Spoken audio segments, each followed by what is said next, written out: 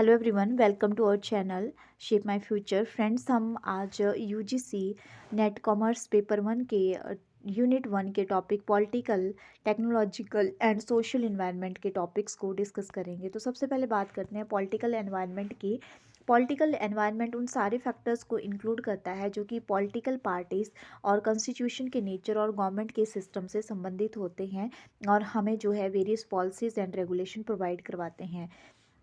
Important economic policies such as industrial policy, policy towards foreign capital and technology, fiscal policy, foreign trade policy are often political decision। ये policies जो हैं वो government के द्वारा बनाई जाती है और गवर्नमेंट किसकी होती है? पॉलिटिकल पार्टीज़ की। जो पार्टी जीती है उसकी गवर्नमेंट है।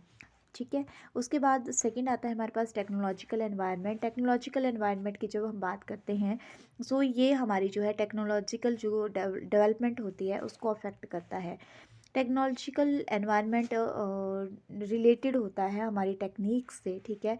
So it is adopt by the industries के द्वारा ये अडॉप्ट किया जाता है कि हमें गुड्स एंड सर्विसेज के प्रोडक्शन के लिए किस तरह की टेक्नोलॉजी जो है वो यूज़ करनी है। टेक्निकल एनवायरनमेंट जो है हमारी प्रॉफिटेबिलिटी को डायरेक्टली जो है अफेक्ट करता है। अगर हम एक हाई टेक और अच्छी टेक्निक जो है यूज़ करते हैं तो हमारा प्रोडक्शन अच्छा होता है, उसमें क्वालिटी होती है और हमारा प्रॉफिट बढ़ता है।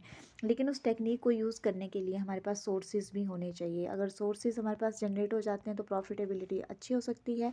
अगर जो है सोर्सेज नहीं है अच्छी टेक्निक को ख़रीदने के तो प्रॉफिटेबिलिटी उतनी हाई नहीं रहती है। Technological environment influences the business term of investment, technology, consistence of technology and effect of technology on the market. उसके बाद हम बात करते हैं सोशल एनवायरनमेंट की। सोशल एनवायरनमेंट में वो सारे डायमेंशंस आते हैं जो एक नेशन की वैल्यू सिस्टम को जो है वो डिफ़ाइन करते हैं। इसमें हमारी सोसाइटी के जितने भी रिचुअल्स होते हैं उनको हम इंक्लूड करते हैं। सोशोलॉजिकल फैक्टर जो इसके अंडर कवर होते हैं, these are cost structure, custom, conventions, mobility of labour etcetera. और बेसिकली ये बिज़नेस की रीच से दूर होते हैं। बिज़नेस को जो है इनको अकॉर्डिंगली एडमिट करना पड़ता है। इनके अकॉर्डिंगली जो है वो अपना वर्क का कल्चर और अपने लेबर और ग्रुप्स का क्राइटेरिया जो है वो सेट करना पड़ता है।